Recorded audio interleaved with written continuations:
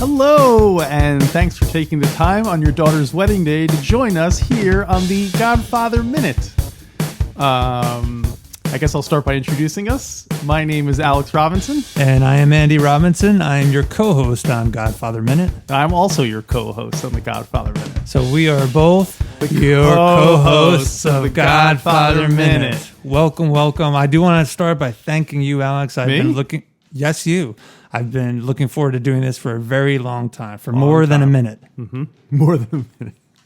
Well, maybe before we... So this is a show where we are going to be discussing the movie The Godfather, 1972, Francis Ford Coppola, in 1 minute chunks, basically. We're going to chunk it up. We're going to chunk the hell out of it. And how many minutes is the entire film? I think 177 minutes. So that's about, what is it, like 4 years? 4 years. Well, if we do these once a week, it'll be the next 3 years and change. 3 years and change. So, we hope you'll stick with it. Those of you who are listening now, you got in at the ground floor. Yeah.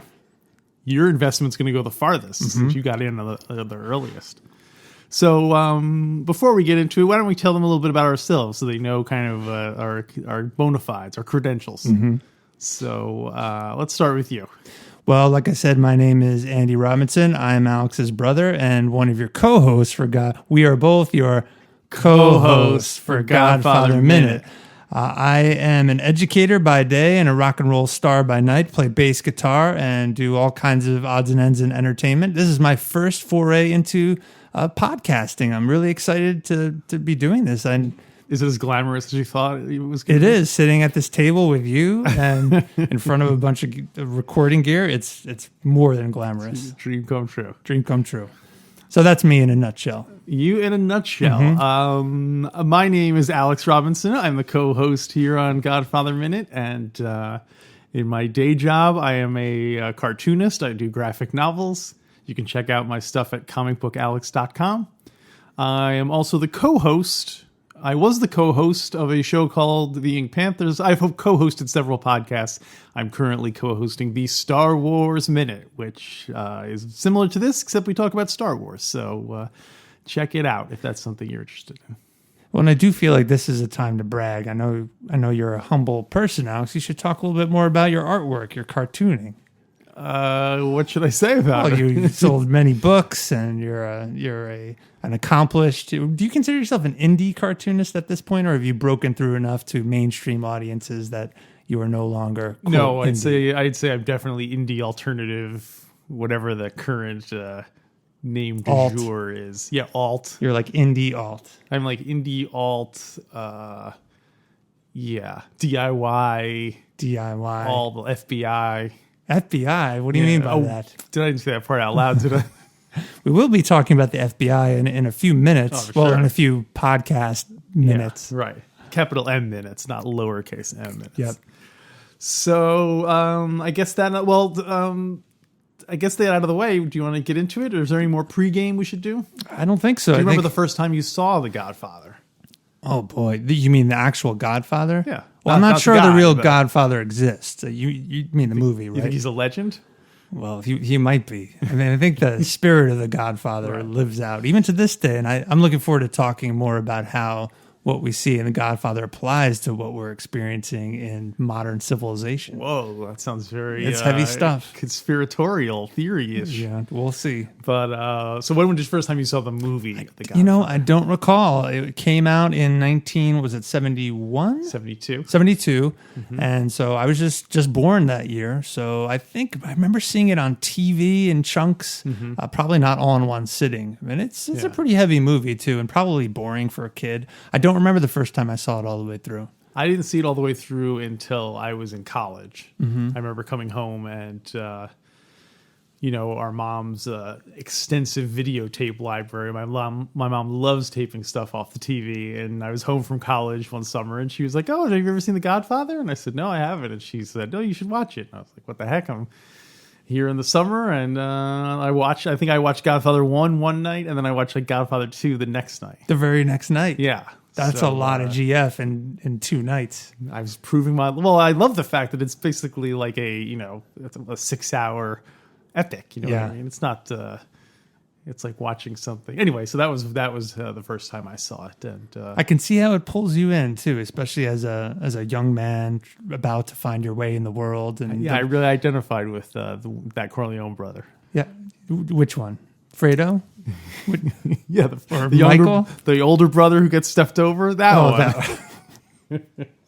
And as we'll see, the book and the movie, the story is about power, and so I think that's why it's such an attractive story. Right. As a female friend of mine once told me, "Oh, it's a soap opera for boys," which I felt really demeaning to the story of The Godfather. But I don't know, maybe it really is just that. I think, it's like all drama. It's the same type of, I agree with her. Boy meets girl, girl falls in love with boy shoots other boy and leaves gun in the car. Blows up in car. Right. Oh, don't give it away. Come on. Actually, that's a few movies down the road, isn't it? Oh, where she blows up in the car? Oh, no, that is this one. Yeah, I'm sorry, I haven't gotten to that minute yet. You're literally watching it, or you still haven't seen the whole movie. I guess this is as good a time as any to announce that if you have not seen The Godfather, pause it right now. We'll wait for you to come back. Just because there's gonna be all sorts of spoilers in here, and so don't someone I know said that they were happy we were doing this podcast because it gave them an excuse to watch The Godfather. Oh, excellent. But I hope they're not watching it 1 minute at a time along with us, because we're going to ruin everything. Well, that's true. We would ruin it. However, I want to make an offer to someone out there. Well, if someone has not seen The Godfather yet, and they would like to watch it 1 minute at a time with us, so they watch it and then they listen to our minute and then they watch the next minute. Yeah. I think that's worthy of a prize, some type of prize in the end. So I'm going to make you an offer you can't refuse. You can't refuse it? If someone can demonstrate that they've done that, How would they demonstrate such a thing? Maybe we just trust the person out there. I guess if someone puts enough effort into trying to fool us, then they totally they've won a prize. Yeah. Are you going to reveal what the prize is at the end? Oh yeah, we can't reveal it now. Oh, okay. So it's behind the curtain over there. Yeah, exactly. But are we still going to do spoilers though? Well, I'm new at this podcast, the whole podcast, and especially the minute thing. And so I heard one of the golden rules is you don't give away what's going to happen next. Is that the case? Well, on Star Wars Minute, we try not to talk too much about the stuff that's going to happen, because you basically don't want to, it's like a credit card. You don't want to, I'm going to talk a lot about stuff that happens in minute 38. And then by the time we get there, I'm like, well, I've said everything I had to say about that. So we try to leave. But obviously, if it's like something foreshadows something that happens, or I feel like we should be able to say that kind of stuff. Okay. Yeah. But and probably rightfully so, if someone hasn't seen the movie yet and they learn about it through Godfather Minute, they can't really blame us for spoiling, because it's been out for so long. Yeah. Right? 30. Well, it's always a contentious issue. When does the statute of limitations on spoilers kick in? People have spent hours on the internet discussing such things. We will not get to the bottom of it here, unless you want to weigh in quickly. No, I'm okay. I think you're not really an internet. I try to stay off. I'm kind of a lowercase I internet guy. I'm the iPhone. I'm the lowercase I internet guy. Right. So I think we will have some spoilers. It's safe to say. Okay. So. Why don't we jump right in then with this first minute? Let's do it. So the minute opens with minute opens with a completely black screen, and it ends a minute later with the classic Mario Puzo's The Godfather. A great theme song. It is. Now, you're a musician, right? I am a musician. I'm going to leave all the musical analysis to you on this show, because I feel like you probably can notice things or point out arpeggios and descending C minor notes more so than I can. Alex, those are arpeggios. Oh, see, right there. I just proved it. So it's a great melody. I think it's so powerful. Less is more, and what we learn over and over in music, less is more. So the fact that I think it's less is more. Is there a way to remember that? LIM. Well, I can't say it more because then I'm defying the rule. Less is more. Oh, that's true. It is boiled down to it's simple as It's about possible. as simple as it can be. And so is the opening theme song. I believe it's a trumpet, and it's just that one lonely trumpet. Oh, with that melody in front of the Godfather, that classic Godfather font, which was on the cover of the book when it was written, along with the puppeteer arm and puppet strings. I have some information about that logo. Please let me know. The logo, of course, is supposed to represent as you said, a puppeteer pulling strings and stuff, and that's referenced literally later on in the movie when he says, you don't be pulling all the strings. Oh, I guess this is a good time also to warn people that there's going to be a lot of bad Marlon Brando impressions on this program. I made myself a personal private bet earlier. Which of us would break the ice first? With the Marlon Brando. So you were talking about the puppeteer. Hey, is there maybe one episode where we can do it entirely in the voices of the characters? I think once we get our confidence going, then I think we should do it. Yeah. Or we should do it as one of us is Vito Corleone, or as I said, which one would be the other one? Would it be Hyman Roth or Frank Pantanchili? Yeah. That's the Godfather. Yeah. Anyway, so he refers to the puppeteer, but I recently saw an interesting interpretation of it in that it is a priest's hand holding a cross, and the lines going down are like water of baptism. Interesting. Because they're saying, there's a lot of religious. Obviously, the name of the movie is The Godfather. A lot of scenes take place during, the big finale takes place during the baptism, and there's all sorts of. I thought that was kind of it. And of course, in Volume 3, it's all about the power of the church. Literally, is like so. I thought the that was power kind of the church, and possibly the power, how man. The Godfather in particular is more, I should get in trouble for saying this, just like John Lennon did, but more powerful than God, because I'm looking at the cover now and the hand is over the cross. Oh, or that man is using religion to manipulate religion to people. Get his own way. Interesting. So, anyway.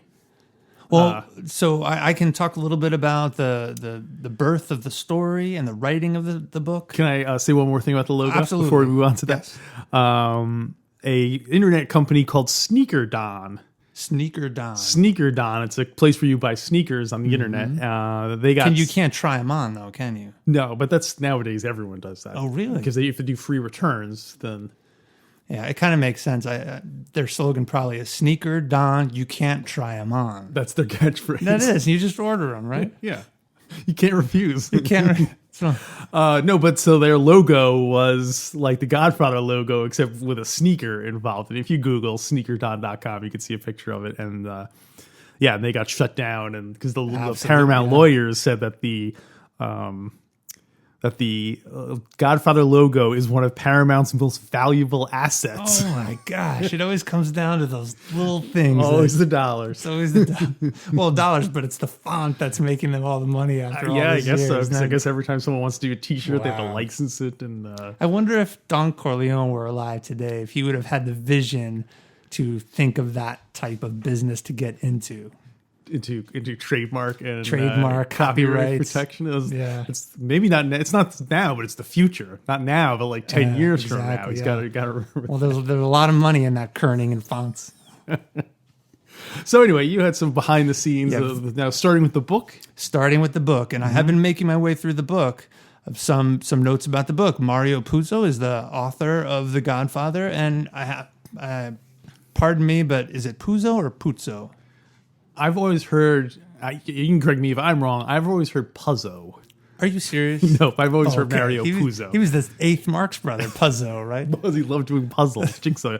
He was the boring writer of the Marx brothers. He couldn't perform. Oh, I was going to say, like, every time Harpo comes out and plays the harp and Chico comes out and plays the piano, then Puzo would come out and dump a jigsaw puzzle and in real time do a jigsaw puzzle. Because people back then were so easily amused at just watching someone do a puzzle. You could sit around and watch a puzzle. Yeah, being people put in the together. theater would start calling out like, "Oh, there's the cause as if they were the ones doing. Oh, there's a border. Oh, it tricked me." Yeah, so. And then the pieces would be numbered. It'd be like G7 to upper left corner. Anyway, so the book by Mario Puzo. I'm going to say Puzo. So Mario Puzo was born in 1920 in New York's Hell's Kitchen. And where is, you're from native New York, Alex? Where is the Hell's Kitchen neighborhood? Hell's Kitchen is in the West 40s for the most part. Okay, and I believe it's transformed quite a bit between then and now. Well, certainly between then, because that was almost 100 years ago Yeah. now. So now cars are everywhere. Let's see. And women are allowed to vote now. A lot of changes. Yeah, a lot of changes. Well, I thought more recently the real estate developers are trying to get the name Hell's Kitchen. They're trying to Get rid of it? because they're like, who wants to buy a fancy multi-million-dollar apartment in a place called Hell's Kitchen? So That's they're true. calling it Chelsea Clinton. Because there's a Clinton neighborhood to the north, that's so it's funny. like Chelsea combining Clinton. Chelsea Clinton. And Oh, very interesting. clever. So I thought you were going to say they had to, over time, change the name. to like Hell's Foyer, Well, like, yeah, Hell's Foyer, and then X like Foyer, and then like the Devil's Cupboard. That's a very slow transition, though. Devil's Food Cupboard, Devil's Food then it's like Cupboard, the and then, Chocolate Cupboard. and then chocolate covered cherries. You guys are making me hungry. Can you imagine living in a neighborhood called chocolate covered cherries? So if you were reading this book in 100 years from now, I'd say Mario Puzo was born in Chocolate Cherries, New York. Chocolate cherries. Sounds like a nickname that the bullies would give to some kid on the block. Hey, look, it's chocolate cherries. So Mario Puzo was born in Hell's Kitchen, and he was a novelist early on. His first two novels earned great reviews. However, they did not make him much cash. He only earned $6,500 for those first two novels combined.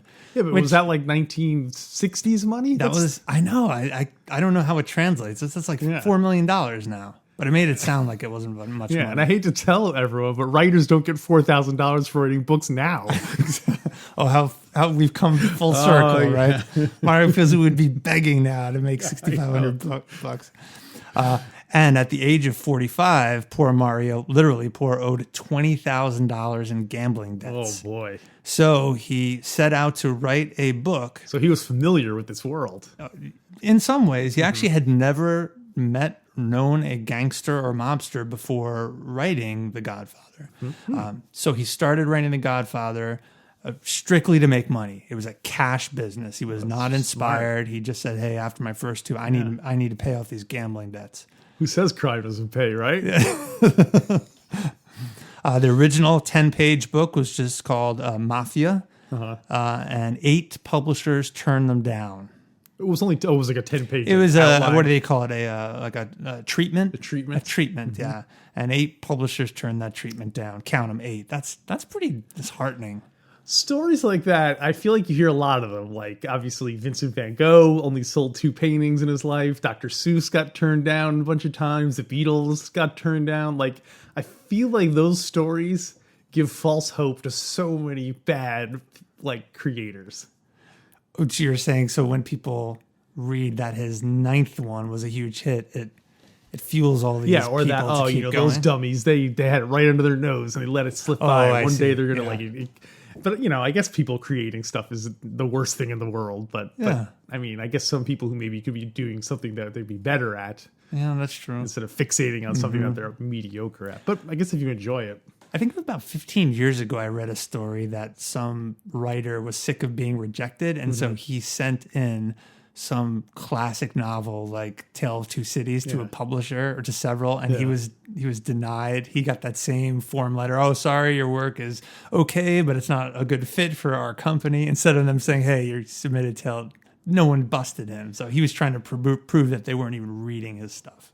Oh, I see. So it wasn't that they just didn't find the Charles Dickens marketable. It's not so, Correct. you enjoyed your book, but it's just dense dated, and yeah. like, who cares about the French Revolution and all that stuff. Exactly, It was yeah. just more that they hadn't even looked at it. Yeah, he was trying to prove a point. He felt they weren't reading his stuff because it was so good, and he just kept getting that same form letter back. But the world of publishing.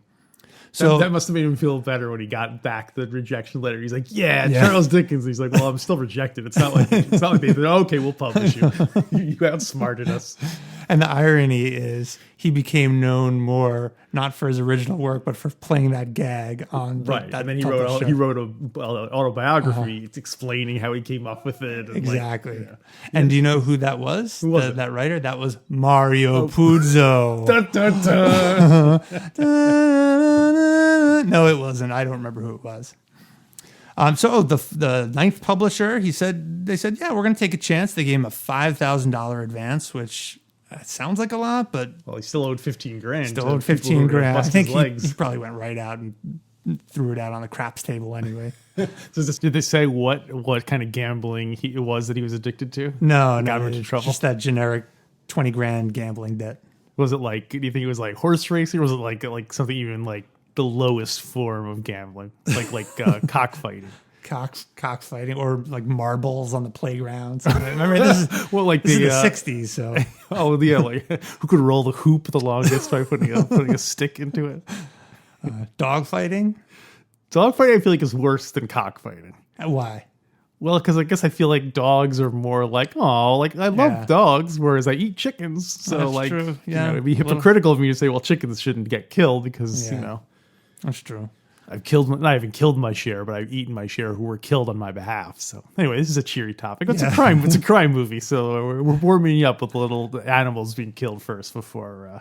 So after writing a few chapters of Mafia, as it was originally called, Paramount offered... Exclamation point. No, I don't think so. Oh. Paramount offered him $12,500 to option the book he was writing for a movie, and $80,000 if it were made into a movie. Now, that Nice. sounds like some good money, even in the Yeah. 60s. Yeah, that's true. Although it's odd, it sounds like a lot, but his agent told him to turn it down. So I guess it maybe wasn't a good deal. Well, was the book out by then? No, he had only written a few Oh, chapters. so they were just buying it uncompleted After, and so yeah. it makes sense because the agent's like, well, Hold off, yeah, 'cause it you're might such be a good writer. It might be bigger. Yeah. You don't want to jump on the first Yeah, that's train. true. This is a Yeah. terrible analogy. Although- you don't want to. You don't want to. You don't want to go with the first You don't want. beau who asks you at the dance.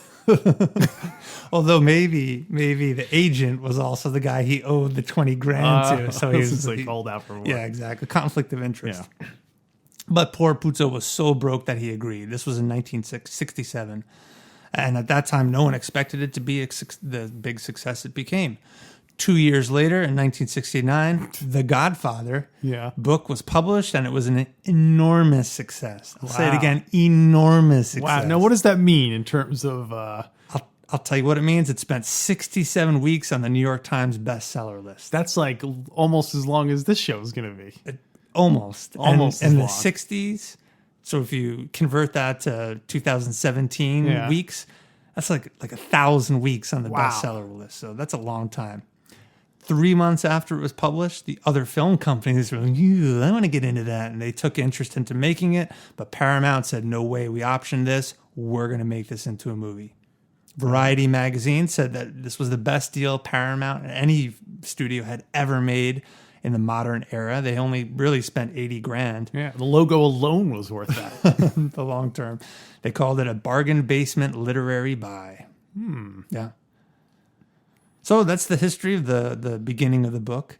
Now you are reading the book. I am reading the book. I read the book years ago, and thankfully you're rereading it now. You're reading it now, so I don't have to reread it. 'Cause Yes. you'll be bringing up all the novel stuff. Yeah, the novel stuff. It's a great book. Although I often wonder, is it so good because the movie is so fantastic? If I hadn't seen the movie, would it be as good a book? It's a great book. Don't get me wrong. I don't think it would be. One of the things I think Francis Ford Coppola did was elevate the book a bit and make it a bit more like you easily could have told the story of the book of The Godfather and had it be a lot cheesier.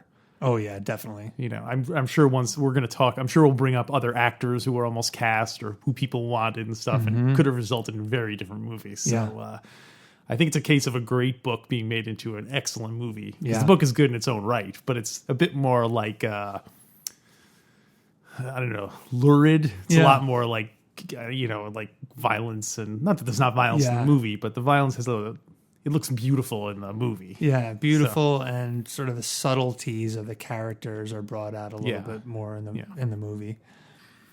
Paramount hired Puzo to write the screenplay for $100,000 plus expenses and a few percentage points of the profits. For those of you that are interested in film finance, Puzo got a little office on the Paramount lot as he was writing the screenplay, and he loved his office, particularly because it had a refrigerator filled with an unlimited supply of soda pop. Does it say what brand? Does not say what brand. Oh, you want to take a guess? He didn't want to endorse any one product.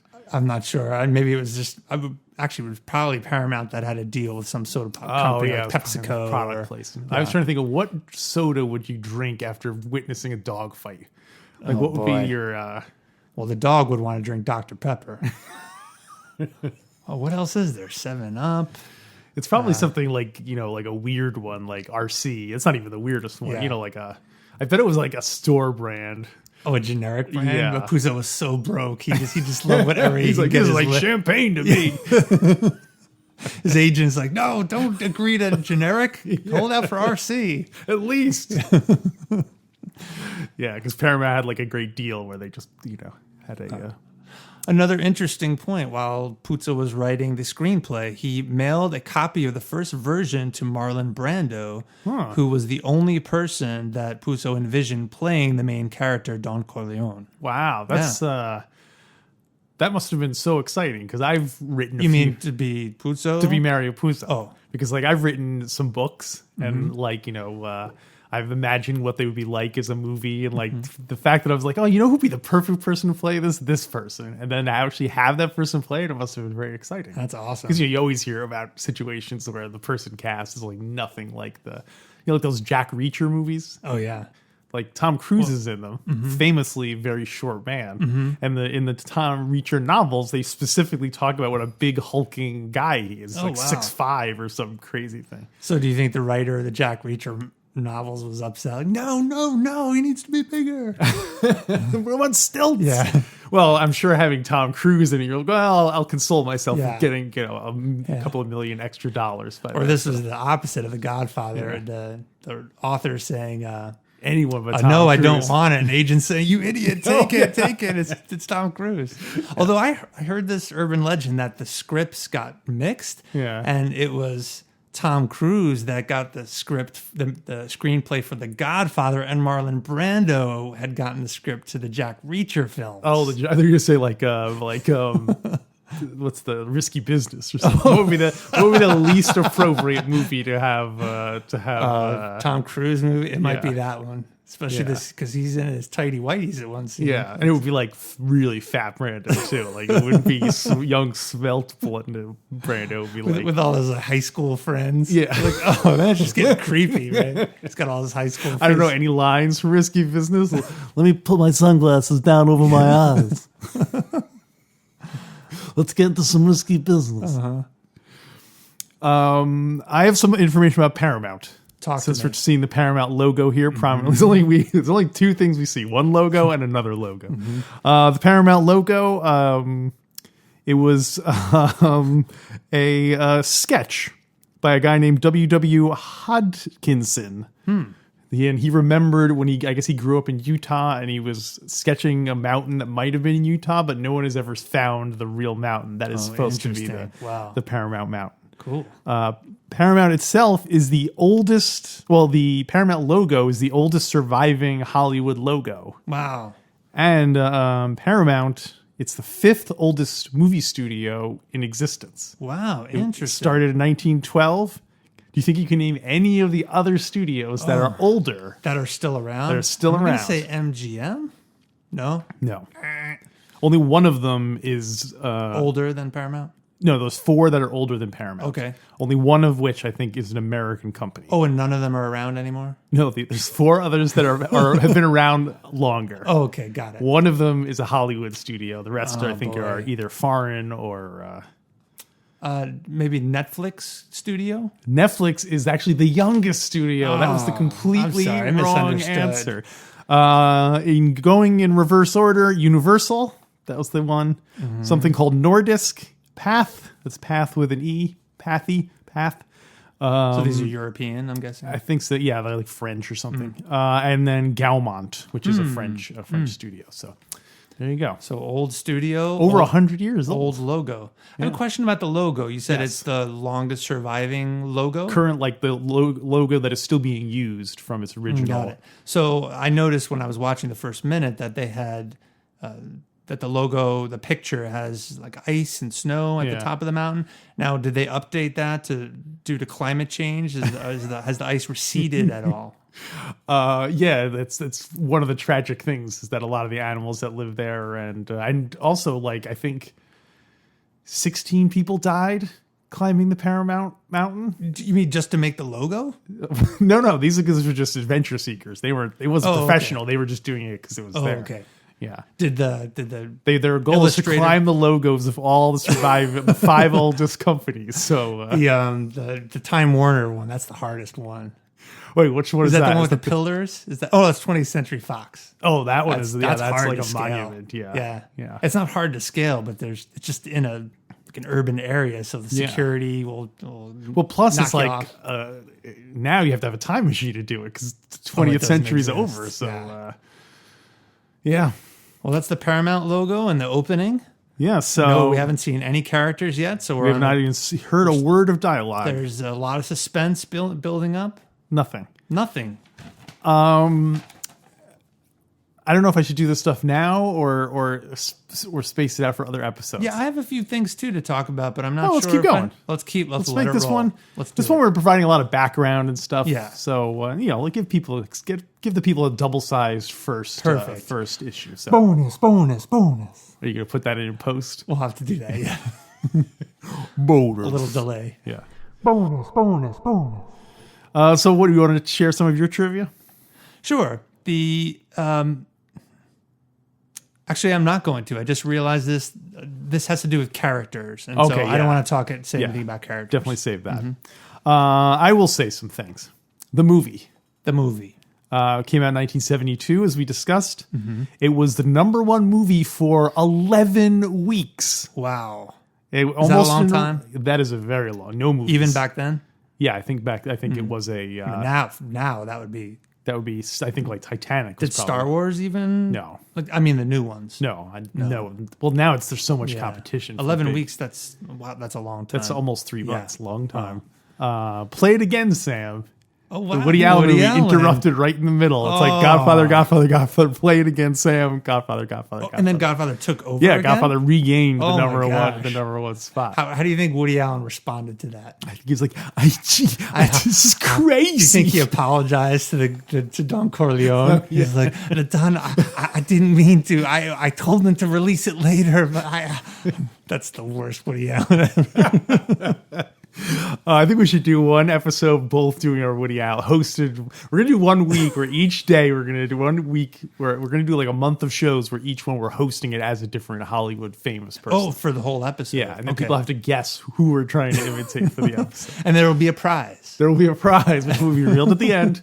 So we got to start working on it, getting these prizes together. Yeah, exactly. If there are any people that have that work in places that want to donate exciting prizes, please get in touch with us. We'll be forever in your gratitude if you were to do that. We will owe you a great service. Yeah.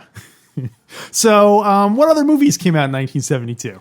Boy, 72. Oh, that's a great time for movies. I mean, that was early 70s was like John Voight. Was that also a Midnight Cowboy? Midnight Cowboy, I believe, was 69. Oh, gosh, I'm way off. Well, 3 years. Okay, but the movies of the 70s do seem like they were more adult. Yes. Like when you look at them, like the fact that a Woody Allen movie was the #1 movie, that seems that's amazing. It seems impossible. Yeah. I mean, now obviously. Were kids just not going to the movies then? I think kids were, but they were just one of a number of people who went to movies. Now it's like only teenage. Now they're all aimed at teenagers. Yeah. Why is that? I think because TV. I don't know. It's a chicken and the egg thing. Because I think TV writing has become so good. Yeah. That if you're interested, and special effects have become so good that it's almost like they've become separate categories where TV writing is so good that you can get much more into the characters and stuff. And whereas opposed to the movies, it's like big explosions. And, Yeah, they're niche markets. Yeah. Because if you're going to watch a movie that's just people talking, why wouldn't you stay home and watch it on your 96-inch surround sound television rather than hanging out with a bunch of losers in a bunch of movie losers theater? making noise, spilling kicking soda the pop. seats. Mario Puzo spilling all his soda pop all over the floor, and then my feet stick to it. And you know how that low-grade soda, it's the worst. It attracts yellow jackets all in the theater. So here's some other noteworthy movies that came out in 1972. And I think to make it interesting, we can talk about just if you've seen it, you have to give it rate it on a scale of 1 to 5. Okay. Okay? Which is the best? 5? 5 is the best. Okay. 5 is the best. 1 is the next best. 3 is the third best because it's number 3. Oh, I'm picking up a prime number pattern here. Oh, very good. You solved the first puzzle. No, 5 is the best. My brother, you should get into the numbers rack. You would do very well. Those are the best things to have. All right, here we go. The Thing with Two Heads. I never even heard. I never heard of it. You've seen clips of it. That's the one where with Rosie Greer, large African-American football player, had a old rich white guy's head sewed onto his body. And so you're asking me my opinion or the reviews at the time? No. What rating do you sounds like you haven't seen it. I have no rating. Okay. I really don't. Snoopy Come Home. Snoopy Come Home. I rate that probably a 5 at the time I saw it. Oh, I definitely remember seeing it because I remember getting that was the first movie as a kid I remember getting choked up. Oh wow! Yeah. I don't remember the ending, and I'm guessing he came home. Snoopy right? comes home. Okay. It ends with him still gone. Spoiler alert. Wait, but it's the last episode. But it's Snoopy come home. Yeah. It's a command. Snoopy, please come home. Yeah, You're gone. yeah. So they really could have. What they would have done now if that movie came out, they would have made it into 9 films. Oh, and he totally, doesn't come home until the 9th movie. Yeah. And even then, there's some twist where you don't know it's Snoopy. It's setting up it's franchise. Slaughter. So I will give it 5 stars as well, and some good music too. Cool. Slaughterhouse 5. I give Slaughterhouse 5. Slaughterhouse 5 stars. Did you really enjoy the movie that much? Honestly, I don't remember. I just wanted to make that joke. Okay. I was just a little kid then. I hadn't seen any of these movies. Well, Ciccolini, you could have seen them on home video. I was just a baby. Big Kurt Vonnegut fan, but I don't think he's really ever been moved. He's not a good movies. Gosh, yeah, director. I love his books. I don't think I've even seen any of his movies. Here's one you might have seen: Poseidon Adventure. Oh, I loved it as a kid. I loved it. Yeah, I'd give it. It's either I haven't seen it or 5 because I know it. I'm giving it 5 stars. 5 stars. 5 all right. stars. Pink. It was the Titanic, but with more action. Yeah, and Shelley Winter. Oh, Shelley Winter. Poseidon. We said that one already. Yeah. Pink Flamingos. The John Waters movie. Pink Flamingos. Pink Flamingos. I have to give 5 stars. 1, because I saw it, and 2, because John Waters was really pushing the boundaries of film. Really, you know, I'm going to propose something, Alex. We put a pause on Godfather Minute, and we continue by just doing Pink Flamingos Minute. It would be shorter. It'd be shorter. It'd be more exciting. All right. Okay, so that's it. Then do you want to do a new theme song and everything? Yeah, I'll work on that. Okay. Any other movies that came out at that time? Oh, I also give Pink Flamingos. I was a huge John Waters fan in Yeah. college. I remember watching it constantly. That one and Female Trouble. I remember I think that was the one. Yeah. The odd thing about many odd things about Pink Flamingos, but I remember it was the first movie I think I remember seeing with a transvestite, and I don't think I knew. You thought Divine was? I thought Divine was a woman. I think it's possible. Yeah. Well, Pink Flamingos. Pink 5 Flamingos. stars. Yeah. If you haven't seen it, definitely go see it. We won't give away the key scene there that we all remember. We all love and remember. But there's a lot of crazy scenes in it. Oh yeah. Like it's not like you're just sitting around. It's not like an M. Night Shyamalan movie where you're just waiting for the twist ending. There's a lot of sick stuff on the way. That's true. Last House on the Left. Oh, classic. 5 stars. 5 stars. I don't think I've seen it. Or if I did, I don't remember. Saw it. We used to watch all those low budget horror films. I know, but I don't remember it. So am I allowed to say that I saw it? Yeah, if you don't remember, a paradox. Yeah. Did I see a movie if I don't remember it? So you give it 5 stars. I think I give it 5 stars. Here's another class. Now the second house The second to last house on the left, not as good. It's not as good. No, you get lost. Well, they just got to the hook too soon. Okay, yeah. Deliverance. Deliverance. I have actually never seen that. Nor have I seen it. Whoa. We should also mention that you and I have a competition going as to who's seen less movies. That's true. Or who has not seen big famous movies. Yeah, that's the key. Is like movies that everyone else has seen. Yeah. There's a running list. And it's maybe every episode or whenever we think of it, we both say a movie we have not seen. Yeah. Maybe we should put like a sound effect in it or something. Oh, yes. Never seen it before. I think you just say never seen it. Less is more, right? Never seen it. Yeah. How about never gonna see it? No, you don't want to. You want to limit yourself. That's true. What movie would fall into the never gonna see it category? Well, I've chosen a few that I'm never going to see. I've never seen it. I'm never going to see it. Like what? The Sound of Music. Okay. I've never It's seen ironic, it. I don't given that you're a musician. Yeah, I know. I want to see it. Yeah. I kind of want to see You want to hear it. I want to hear it. Does that count? Actually, you probably don't want to hear it. All right, I have seen The Sound of Music. You have. Do you want to say it's a movie that you haven't seen before? I guess the one I say all the time, Die Hard. Die Hard. I have not seen Die Hard. You've got to see that. It's great.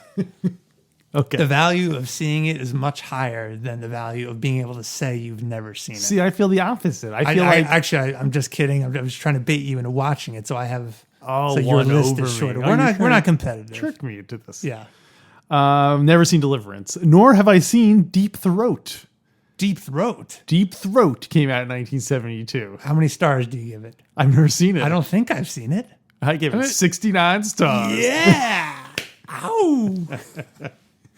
No, I've Was never that seen shown? That wasn't shown in like regular theaters. Was it. it Was well. That was Really? it was the first time that it was the first time a porno movie had gone somewhat mainstream. Interesting. It became like cool to be like, oh my gosh, we went to go see Deep Throat. Oh, funny. Like, you know. Wait a minute. Are we talking about the same movie? This is the one about the busting of like the Watergate scandal, right? This is a totally different one. We don't see Nixon naked in that movie, do we? Oh, I wish.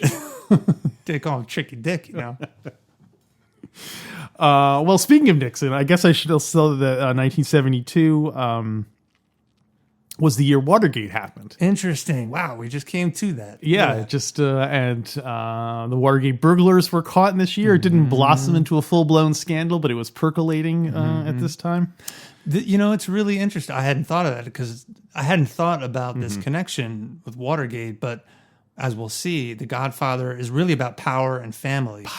Power unchecked, corruption. And as we're going to see in the next couple minutes, there is the movie opens with a power dynamic, which really relates directly to Watergate and the highest levels of power being corrupt. Corrupt. Fascinating. It was a big year for Nixon. Watergate break-in happened. He went to China. I don't know if you guys heard. Only Nixon could have gone to China. And also that he won one of the biggest landslides in election history. Wow. He the 1972 election. Do you know what percentage he got? He won 60% of the popular vote. Of popular vote? Yeah. That's big. And McGovern, his rival, only got one state. He only won one state.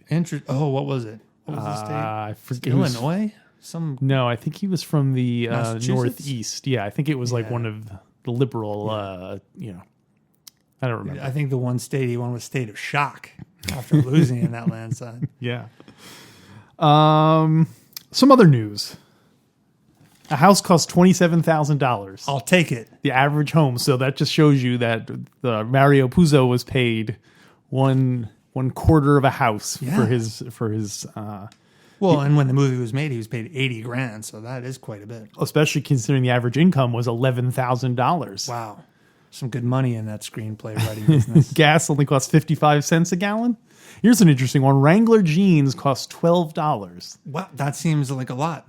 Well, I was going to say, considering that now you can still buy a pair of jeans made in a Vietnamese sweatshop, that's crazy. That seems like a lot of money. Like cheap jeans are like the same price as they were. Was that for like both pant legs? The whole thing? No. Back then, you used to buy your pant legs separately. Oh, so it was $24 plus the top section. Well, I remember in the 80s when the Cold War was starting to peak. Everyone was smuggling jeans into the Soviet Union, and weren't they going for hundreds of dollars? Yeah, that's true. Also in the 80s, that's when you start having designer jeans too. Oh yeah, that's true. A Frisbee costs 94 cents. Apollo 17, the last moon landing happened in 1972. Oh, and we haven't landed on the moon since then. We have not. He was the That is last really man to walk interesting. on the moon. Although I think by the time this podcast ends, I predict there will be another person on the moon. Oh, cool. They think Very China cool. is setting the stage for doing it. Wow. for landing on the moon. Yeah, So that's going to be the if you believe that sort of thing. So is that going to be one of the prizes we offer to these prizes we're starting to offer? Every You week. get a seat on that moon landing shuttle. Yeah, that's That'd be awesome. I think if we go to the track, we could totally pay for it. If we just go there with like $10, we could totally win enough to. Well, you don't want to end up like Mario Puzo, 20 grand. in What debt. a multimillionaire for writing one of the That's most true. popular Hey, movies of all time. He's doing something right. Him and a dumb agent. You know who else was doing something right? Who? The fine people at Volkswagen. What do you mean? In 1972, the Beetle was officially the most popular car ever made. Beetle. It won't be long. Yeah. We don't yeah. want to pay for the songs. We don't Oh, want to sorry. have to pay I'll for cut the it songs. out. I'll re-edit that out. 15 million Volkswagen Beetles were sold, making it the most popular car ever sold. 15 million Beatles. 15 million Beetles, or VW Beetles. Interestingly, the Raid insect repellent company, also the stock shot up that same year Why? because of all those beetles on the road. Oh, man. Terrible. I'm sorry. I'll edit that out. I'll think about editing that out later. Okay. You're setting me up with all these trivia. I do. The Easy Bake Oven was introduced. I remember that. Yeah. I've never had. Have you ever eaten something from an Easy Bake Oven? No, I just remember the commercial. Yeah, we were raised with two boys. We were just two brothers in the house, and I think we would have benefited by having a sister who could have used Yeah. the Easy Bake Oven and made treats for us. Because you can make cookies in that. Yeah, Like, totally. yeah. Here's a game I do know we had, Toss Across. Oh, I remember Toss Across. Wow. That's a game, if you're not old enough, it was like a tic-tac-toe where you throw bean bags. That's true. And they'd get stuck sometimes, or sometimes they would Yeah, spin the plastic thing. Yeah, or it would spin it and you get the other person's. Oh, like yes. the O What a would great come up game. instead of I'm the going to neck. try to find one of those. I'm sure you can. Yeah. Well, in the Toss Across, I'm looking at the cover of the Godfather book. It sort of looks like he's tossing one of those. Oh, I thought it was like an X's. X. Yeah. And Mario Puzo. Atari debuted Pong in 1972. Wow, what a year. That's certainly a name that would come to become important in our Yeah. childhood. Was Atari. Atari. So there you go. Gives a little context to some things from 1972. So imagine all this. You went home with your paycheck, your $11,000 paycheck. You left your $27,000 house. You filled up your car with some cheap gas. Put on your very expensive Wrangler Very jeans. expensive. Only one leg if you could afford Yeah. it. You would get your little sister would serve you soft baked cookies out of her oven. Yeah. You get in your Volkswagen Beetle, you drive to the movie theater. You're like, oh, what should I And go you'd wa- see? Should and I you'd go watch see Deep Throat Should I go with- see Blackula? Should I go see Deep Throat? No, I'll go see Watergate. Watergate the movie, the musical. Oh, I wish. Oh, that'd be awesome. Watergate the musical. Totally. Has it been done? I don't know. It totally should be done. If it's not, is we- Nixon popular enough Nixon now is that it very could be hot done? right now because Okay. of the whole Trump thing. As of Yeah. this recording, we should say Donald Trump is president and gets compared to Nixon a lot. But don't get me started with that. Yeah. So, We'll talk more about modern politics. Yeah. I do have some points about the writing of the screenplay. Oh, do tell. Just a few more. The second, Francis Ford Coppola, who we'll talk more about, became the director, and it was problematic early on. He received the screenplay from Mario Puzo, and he was astounded that the studio had changed the time of the story from the 1940s to the 1970s. Wow. Including having hippie characters. Oh, get out of here. Is I'm that not real? kidding. Yes. Oh, my God. That's And- so funny. Isn't that crazy? And he was aghast. In Time magazine, Coppola had said, Puzo's screenplay had turned into a slick contemporary gangster picture of no importance. It wasn't Puzo's fault. He just did what they told him to do. Wow. So Coppola really lobbied to get it back into the 40s because it was just so expensive to do. That's why the studio didn't want to do it. Oh, yeah, it makes sense. Yeah. And plus, we wanted to see a movie with a bunch of old guys running around. Yeah, exactly. Wearing hats. Yeah. What's up with that? Where do you think the hippies would have been in the movie? Like, I would think Michael have as been a we do hippie? future minutes, I think we should reference, this would have been a great time Yeah. for Fredo to come out with his afro. Well, Fredo, I guess, definitely would have been like the swinging 70s Yeah. medallions. Medallions. Like Sonny already had a little bit of a 70s look. Yeah, but he that's was true. so old school Italian, Yeah. traditional. All right, so we'll Yeah. have to keep. I think they should just edit every scene, have a hippie guy standing next to Michael Corleone the whole time. Oh man, that sucks. Hey, peace, man. Things hippies say. Once they started filming The Godfather, Puzo felt excluded. That's a classic Hollywood story. The They writer just gets, pushed him aside. He wasn't even shown the final cut when he requested it.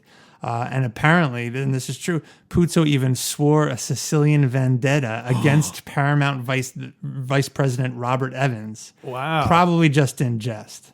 Probably That's just what, supposedly. no one knows for sure.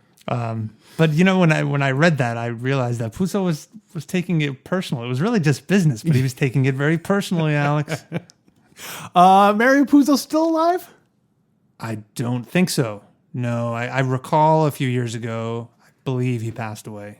Yeah, he definitely did.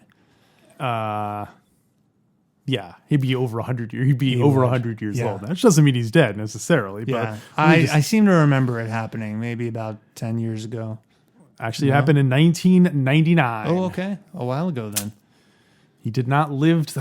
That would be the worst, to die in 1999. Would it? To not live to the year 2000. Like, you're so close. Yeah, but maybe... Or do you think it's better to kind of leave that package unopened because the mystery's always better than also flash back to 1999. It was Y2K. Everyone was freaking out. Maybe it was a great time to go. Maybe. Goodbye, funny man. Goodbye, funny man, Mario Puzo. Goodbye, funny man. In gambling debt, who wrote a screenplay that became a very successful movie man. Yeah. He loved, one thing I'll say about him is he loved ShopRite brand soda. He loved to drink a ShopRite ginger ale while watching a dog be torn to shreds and winning money on it. That's what it says on his tombstone, I believe. Yeah. Picture of him like, yeah. He's still, if you look closely at the RC logo and turn it upside down, make sure you don't open the can before you do that. But Or you can drink it at first. You can do that, yeah. Drink it. But you can apparently see a silhouette of Mario Puzo's face. Oh, the tear, Yeah. a single tear. With a going single down his cheek. tear. And if you look at the writing on the ingredients of the RC can in a mirror, you can read the Sicilian vendetta. Oh. He put probably on the meant vice it in president. jest, though. Probably. Yeah. We'll never know. Also, originally the book was called The Dogfather. The Dogfather. Yeah, but then they're like, you know what? Maybe just stay away from the dog. Just, flip it, like, spell dog backwards. You got Godfather. It's like a hidden. Excellent. Make it more subtle. Yeah. So, Anyway, anything else for the very first minute of The Godfather? We really didn't talk about the movie itself very much, because it's just a black screen. What else were we gonna? 2 final points. How much more black could it be? None more black. None more black. None more black. 2 final points that I have. One, Okay. and I'm sorry to jump around, but going back to the setting of the story, we talked about Watergate and other movies that were happening at the time. We also have to remember that this was just after the late 60s and the Cultural Revolution. This movie is about systems, government that don't work in this alternative world that does work. And so people were, at that time, I'm told, were really disappointed with the government, felt betrayed, and were coming into their own. This is the peak of the boomer generation, rebellion against systems that had been in place in the U.S. for world. So there is contextually, The Godfather came out at just the right time. And I'm sure Puzo wrote that feeling, that vibe in the country. That's really interesting. I like that interpretation. My other final point is, if possible, try to get into the font business early. A lot of money in those fonts. It's going to be an early adapter of fonts. Well, all right. I guess that wraps up minute number 1. Minute numero uno. You have any closing thoughts? No closing thoughts. Just thanks for sticking with us, you devoted listeners. And we'll see you next time. I thought you had some bit you wanted to do at the end. I do have a bit. And I was a little hesitant because I don't want to spoil something, but so I did not tell you about this. Yeah. But I'm thinking of ending every episode with, okay, until next time, here it goes. Until next time, leave the gun, take the cannoli. Ah, I like that. Mm-hmm. Oh, can I also introduce another thing? Please. I meant to do this at the beginning of Star Wars Minute, but we're too far into it now. We would never add a new thing to it. But I think we should rate every minute on a scale of 1 to 5. At the end of it? Yeah, at the end of every minute. Excellent. Like, how would you rate this? That's this great. minute? The overall Yeah. quality of the minute? Yeah, whatever attributes you want to use to rate. Boy, we have nothing to compare it to. So do I just start in the middle? I'd say a solid 3. I'm going to go 4. Why 4? Well, you got that distinctive logo. The first time we see the logo, you got that solitary, lonely horn. It's all like, well, sad. Yeah. And you got the Paramount logo, the oldest logo still running. What's not to like about that? I think I bumped it down to a 3 because while the Paramount logo, I agree with what you said We're about. going to argue about it. Let's go ahead. While I agree about the font of the Godfather and the lonely. I like singing it, by the way, instead of the trumpet. And the history of the logo. That's sustained. It's like,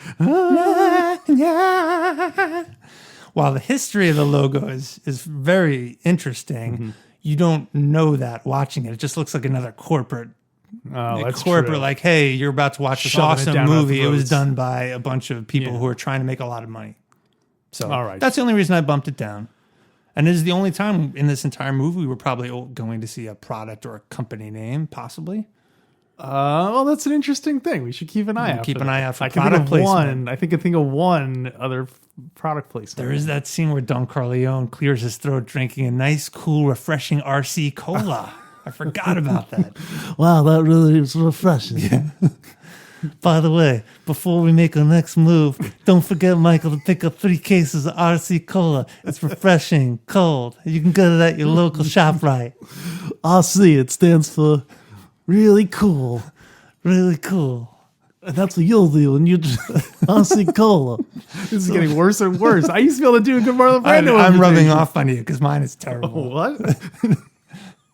Okay, so until next time. Oh, so I rated 4, you rated 3, and until next time, Leave the gun, take the cannoli.